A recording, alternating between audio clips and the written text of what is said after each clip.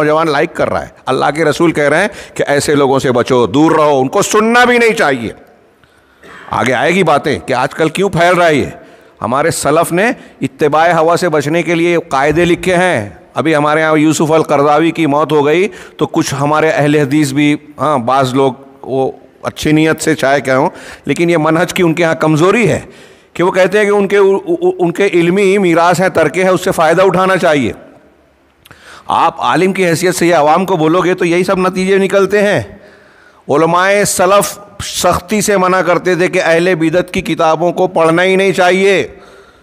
صحابہ کرام نے حضرت عثمان کے زمانے میں لغت قریش پہ قرآن کو مقرر کر کے باقی قرآن کو جلا دیا کہ اس سے اختلاف پیدا ہو رہا ہے، اس اختلاف کو کی جڑ کو ختم کر دیا جائے.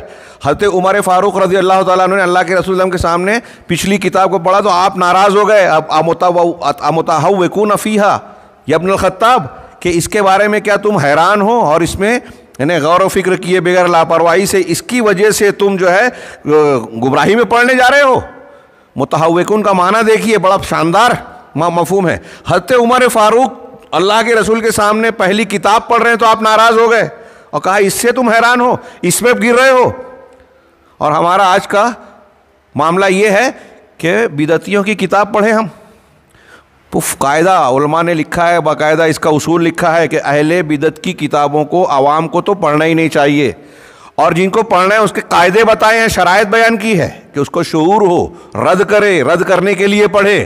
اور شرائط ہیں کہ اس مقصد سے پڑھ سکتا ہے، جس کو علم نہیں ہے نہیں پڑھ سکتا. اب ہمارے ہاں اہل بدعت کی کلپ سن رہے ہیں، یہ اسی حکم میں ہے.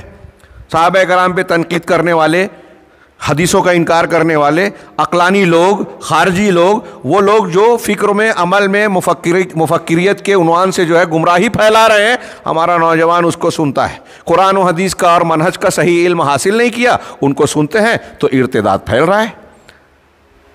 ہوا پرستی جو ہے وہ عام ہو رہی ہے.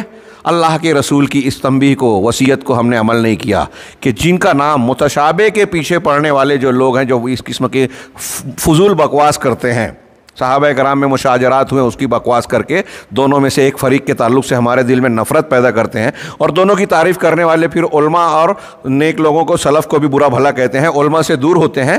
یہی ہوا پرستی کی ایک بہت بڑی بنیاد بن رہی ہے. تو صحابہ کے بارے میں قرآن حدیث بالکل صاف ہے، اس کو نہ مان کر آپ کسی جاہل آدمی کے پیچھے جا رہے ہیں تو آپ اس اللہ کے رسول کے اس حکم کی مخالفت کر رہے ہیں.